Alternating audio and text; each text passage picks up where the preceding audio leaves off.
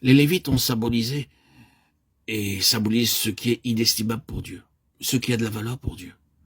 Et la sainteté de vie est ce qui est le plus précieux pour lui. Vous ne pouvez ni contester ni contredire cela. Dans tout ce livre de Malachie à propos de ces offrandes infirmes, boiteuses et aveugles, l'Éternel dit, allez-vous-en avec elles. Je ne prends aucune satisfaction, absolument aucun plaisir dans vos offrandes. Mettez-les loin de moi. Ces offrandes souillées ne m'apportent aucun plaisir. Il n'y a rien de précieux pour moi dans ces choses. Ce qui est sans défaut, sans imperfection, est ce qui est le plus précieux pour le Seigneur. La chose qui est sainte devant le Seigneur, voilà ce qui est le plus précieux. Dieu est jaloux, très jaloux. Il y a un Dieu jaloux. En un sens, Dieu est la seule personne qui a le droit d'être jaloux. Notre jalousie est complètement mauvaise, mais celle de Dieu est sainte et pure. Et il a le droit d'être jaloux. Il est jaloux pour son nom, et par conséquent, jaloux pour sa sainteté. Or, comprenez bien, frères et sœurs en Christ, comprenez bien, reconnaissez bien que tout cela explique le Seigneur Jésus. Tout cela révèle le Seigneur Jésus. Sa venue dans ce monde, sa vie lorsqu'il était ici-bas, sa croix. Cela explique totalement le Seigneur Jésus. Jésus est le grand Lévite. Il a débuté son ministère à l'âge de 30 ans, comme les Lévites commençaient le leur.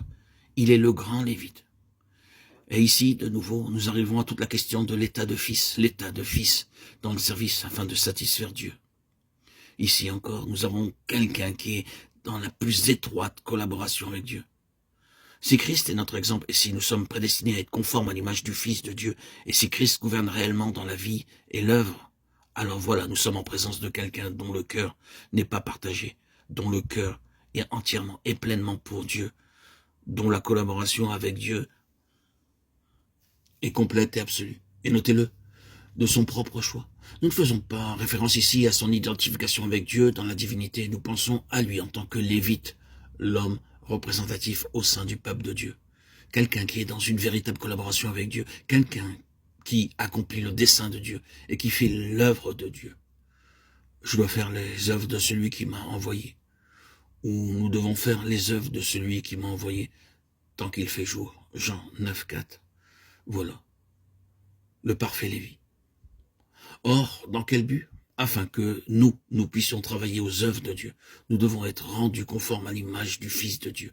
Nous devons parvenir à la ressemblance de Christ.